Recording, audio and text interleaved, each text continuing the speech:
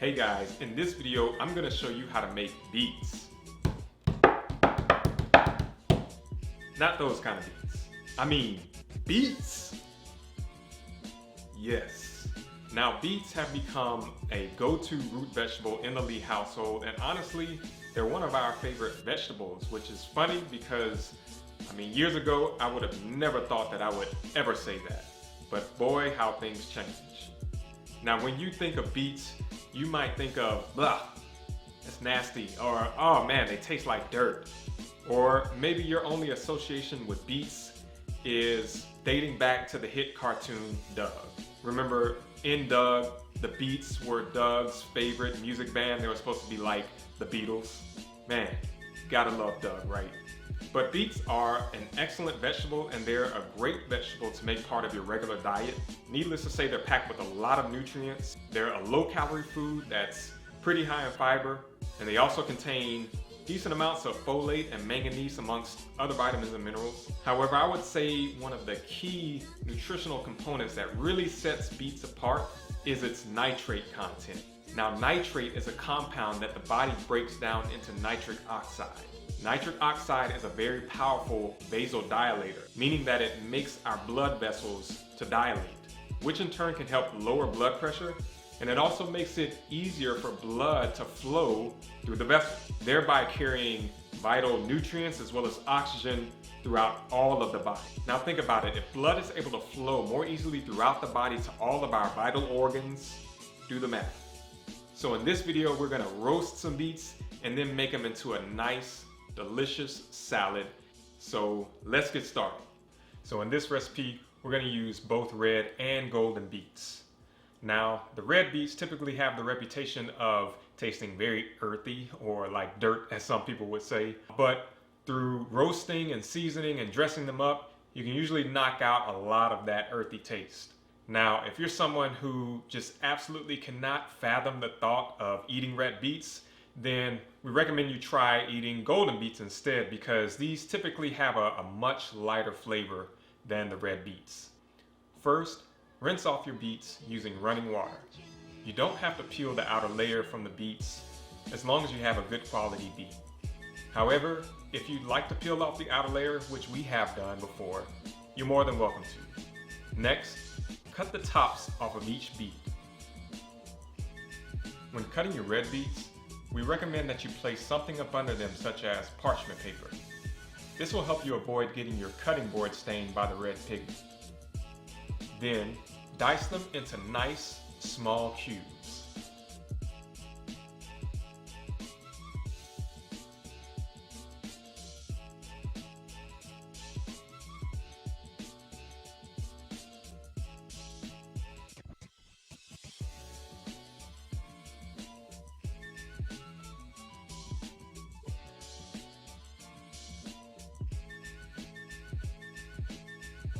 Once your beets are diced, go ahead and place them onto a baking tray. Once the beets are on the tray, make sure to separate the red beets from the golden beets. This is to make sure that the pigment from the red beets doesn't spill over onto the golden ones.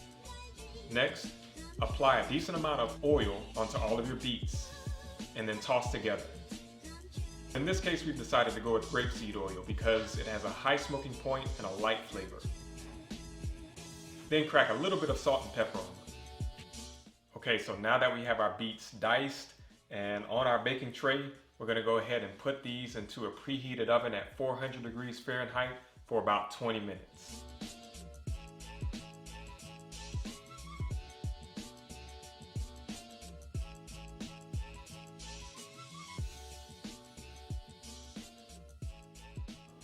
Okay, so now we have our beets out of the oven. And as you can see, they look absolutely beautiful. Just that beautiful deep maroon and golden color, and I'm excited.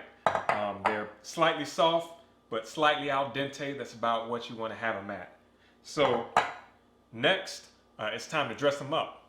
This is a go-to dressing that we like to use. It's just a basic lemon vinaigrette, and then we're also going to use a little bit of honey just to add a little bit of sweetness to balance out the tartness that comes from the dressing. So let's go.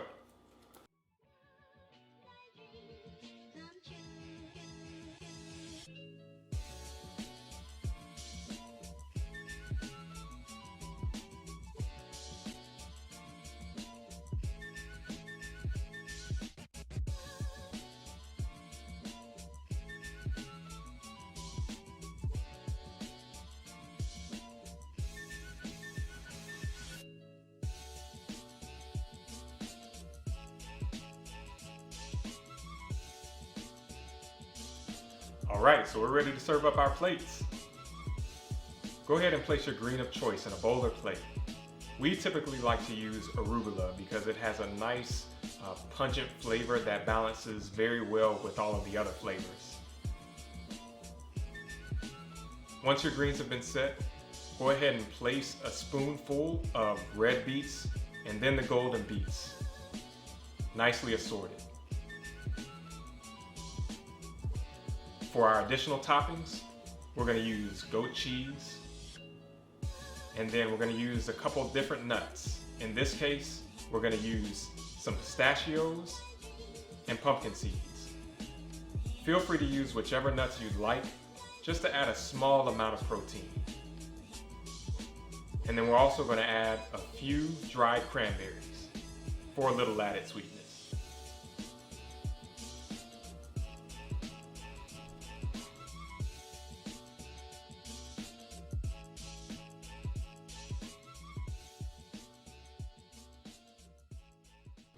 All right, there you have it, folks. We have our salad here. It is fully dressed and ready. We've added all of our toppings, and now it's time to give this thing a try. This is the moment that we've all been waiting for. So, yeah, we got our nice red and golden beets with our arugula. We're gonna get some goat cheese and some nuts in there.